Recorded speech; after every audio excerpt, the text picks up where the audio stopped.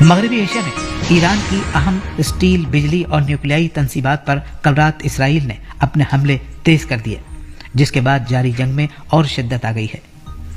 ایران نے حملوں کی مذمت کی ہے اور کہا ہے کہ یہ سفارتی کوششوں کی اہمیت کو کم کرتے ہیں اور مذاکرات کے لیے توسیع شدہ مدت کے برخلاف ہیں۔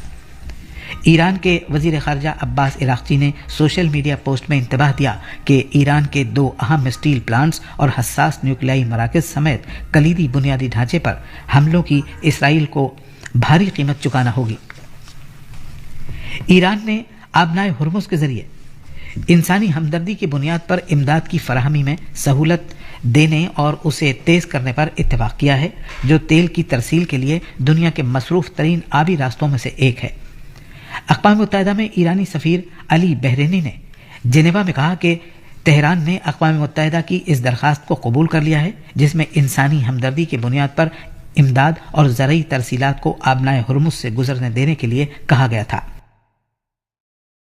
مغربی ایشیا میں سلامتی منظرنامے میں تیزی سے تبدیلی آئی ہے، کیونکہ ایران پر مرکوز تنازع میں اضافے سے متحدہ عرب امارات، کویت اور سعودی عرب سمیت خلیجی ممالک پر خطرات بڑھتے جا رہے ہیں۔ متحدہ عرب امارات میں آج دن میں فضائی دفاعی نظام نے ایران کی جانب سے داغی گئیں 6 بیلسٹک میزائلوں اور 9 ڈرونز کو ناکام کیا۔ وزارت دفاع نے تصدیق کی ہے کہ اس تازہ واقعے کا براہ راست کوئی اثر نہیں ہوا۔ کویت بھی سیدھے حملوں کی زد میں آ گیا ہے، جہاں حکام نے اہم بحری بنیادی ڈھانچوں پر حملوں کی تصدیق کی ہے۔ تعمیرات عامہ کی وزارت نے خبر دی ہے کہ کویت سٹی میں شویخ بندرگاہ اور بوبیان جزیرے پر مبارک الکبیر بندرگاہ پر ڈرونز اور کروز میزائلوں سے حملے کیے گئے، جن سے بڑے پیمانے پر ساز و سامان کا نقصان ہوا، تاہم کسی جانی نقصان کی اطلاع نہیں ہے۔ سعودی عرب نے دفاعی نظاموں میں مشرقی صوبے پر 4 ڈرونز کو ناکام کیا۔ سعودی عرب نے یوکرین کے صدر ولادیمیر زیلنسکی کے دورے کے دوران فضائی دفاعی معاہدے پر دستخط کیے، جس سے اس کا سلامتی منظرنامہ کافی مضبوط ہوا ہے۔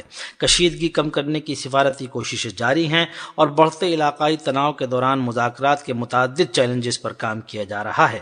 جی سی سی کے سیکرٹری جنرل جاسم البدیوی نے جاری مذاکرات میں خلیجی ملکوں کو شامل کرنے کا مطالبہ کیا۔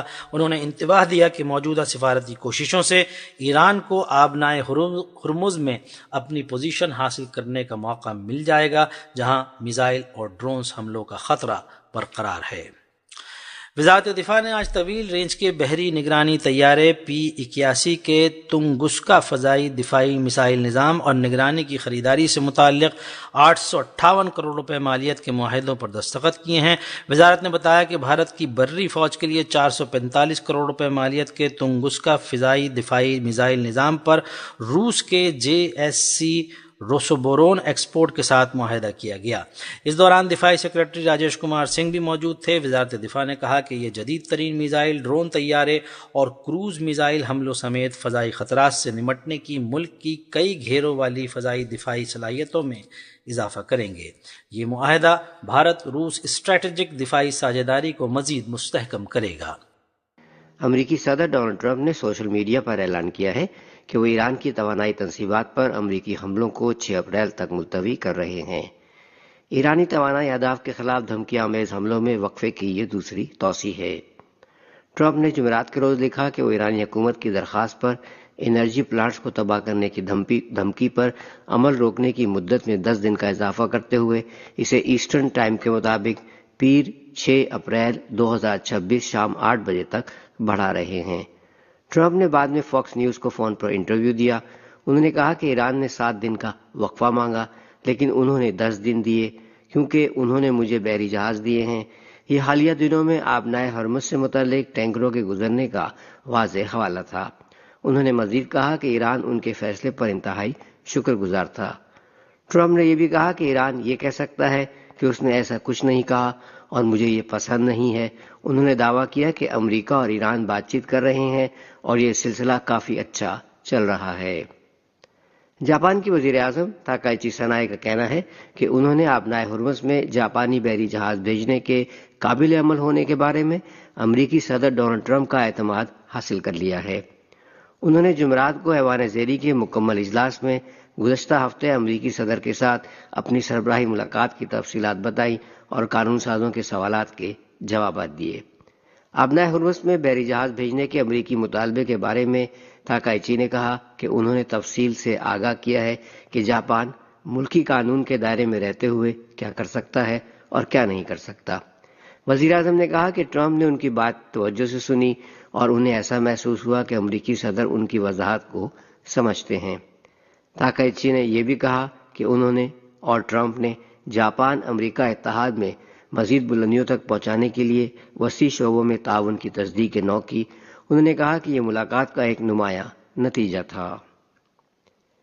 جاپان کے سابق وزیر اعظم کشیدا فومیو کا کہنا ہے کہ جاپان کو مشرق وسطی کی صورتحال سے نمٹنے کے لیے ایران کے ساتھ توازن برقرار رکھتے ہوئے جاپان امریکہ اتحاد کی بنیاد پر اپنے قومی مفادات کا تحفظ کرنے کی ضرورت ہے۔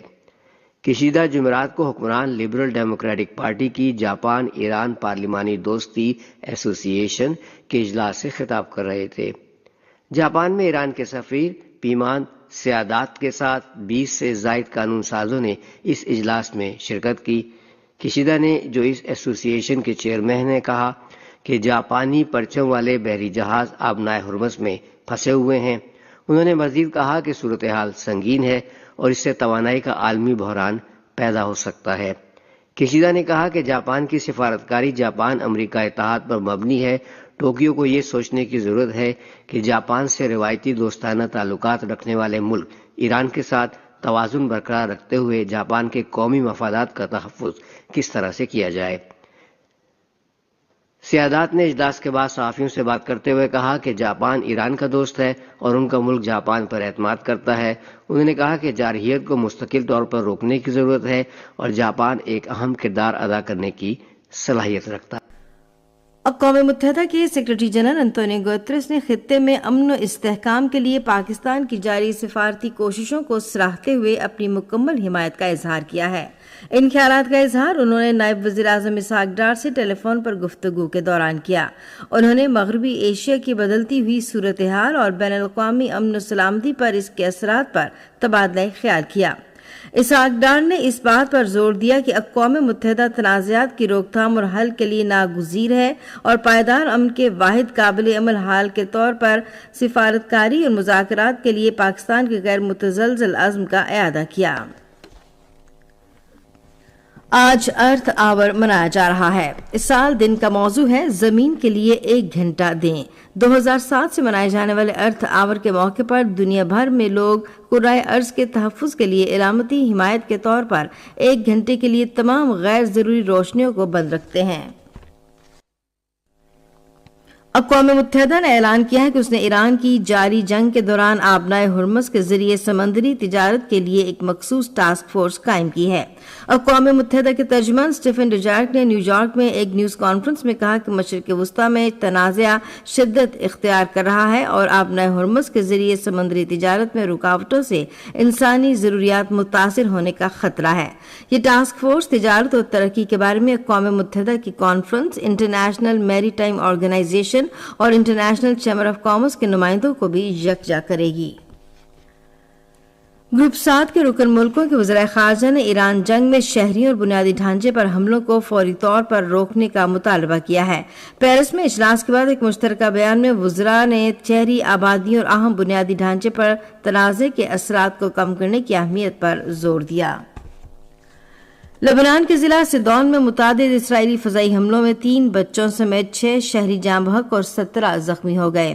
لبنانی وزارت صحت کے مطابق 2 مارچ سے جاری اسرائیلی جارحیت میں جاں بحق ہونے والوں کی تعداد 1142 ہو چکی ہے۔ رات لاہور میں پاکستان سپر لیگ کے دوسرے میچ میں کراچی کنگز نے کوئٹہ گلیڈیٹرز کو 14 رن سے ہرا دیا۔ کراچی کنگز نے پہلے بیٹنگ کرتے ہوئے مقررہ 20 اوورز میں 7 وکٹوں کے نقصان پر 181 رنز بنائے۔ اس کے جواب میں کوئٹہ گلیڈیٹرز مقررہ 20 اوورز میں 7 وکٹوں کے نقصان پر صرف 167 رنز بنا سکی۔